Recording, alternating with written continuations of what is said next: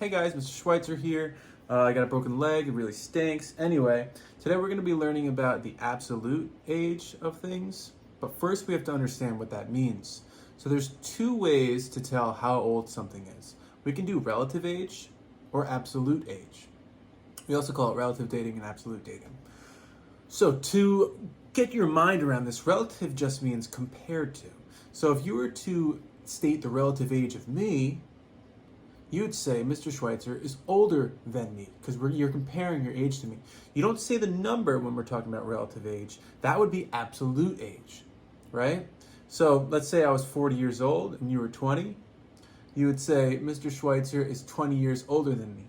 Then you just said an absolute age, all right?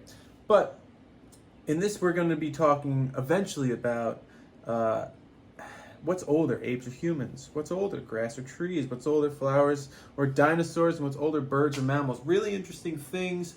And we'll talk about how we figure out these absolute ages or the numbered ages, and like why we're so certain about these certain events that happened on Earth. So absolute age is going to be the number of something, and relative age is the compared to age, so if it's older or younger. And a lot of this is based on fossils. A lot of this is based on aging particular layers of rocks, right? So superposition, older rocks are on the bottom, younger rocks are on the top, right? And that's happened uniformly across the Earth's history. So evolution of life.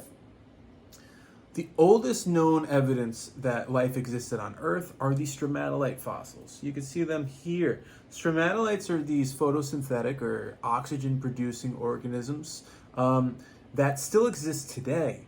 But we found fossils of them in Greenland, and we dated those fossils, the absolute date or the numbered date, to be about 3.7 to 3.8 billion years old. These are really, really old rocks. And inside them are really, really old fossils of dead organisms. Now, there may have been life before this, but this is the first fossil evidence that we have, so we can't say for certain how long before this time there was life on Earth. But remember, the Earth is 4.6 billion years old, so only 800 million years after the Earth formed do we see life on Earth, which is pretty quick. And to think that Mars and Venus possibly have had similar atmospheres to ours for billions of years, possibly. Maybe life formed on their planets too, or maybe the life on our Earth came from their planets. Interesting stuff. All right, so about 3.8 billion years ago, life was definitely on Earth. Fast forward 3 billion years, and we start to see a major change. Before 555 million years ago, there was only single-celled life on Earth.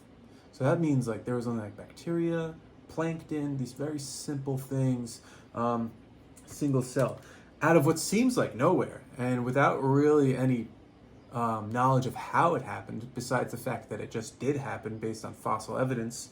555 million to 554 million years ago, there was this thing called the Cambrian Explosion.